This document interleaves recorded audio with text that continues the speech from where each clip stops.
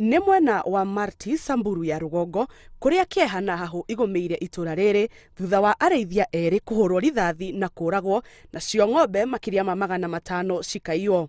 Komishona wa kaunti ya Samburu Abdulrasak Jaldesa ahete aikari a Samburu mwĩhoko atĩ thirikari nĩ gathĩkĩte mũbango wa gwethana na gũcokia mahiũ marĩa maiyĩtwo. Tuangalie mikakati ya kukomesha mambo ya uhasama baina ya jamii ambao wanaishi hapa. Matiganĩte a kaunti ĩno matongoretio nĩ Governor Moses Lenol Kulal nĩ macemanirie arĩa othe mahutĩtio nĩ itharĩkĩra rĩrĩ na gũthũrima gĩkĩro kĩa ngero ĩrĩa aikari a Marti matũngĩtio.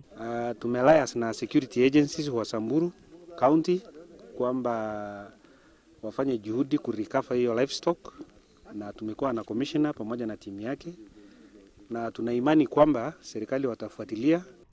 Makĩria ma family 15 iria uhutĩtio nĩ ndeto ĩno nĩ ihetwo ũteithio wa irio.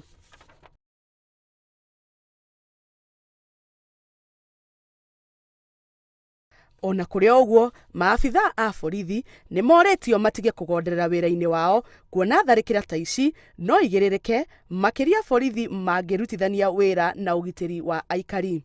Serikali ichukue hatua kurudisha hiyo ng'ombe na mbuzi na kushika wale wakora ambao waliwao hiyo vijana kwa sababu wanajulikana.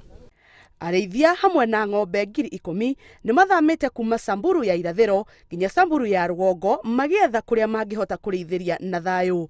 Ngĩribotera Inooro TV, njĩtagwo Jambi wa Njaũ.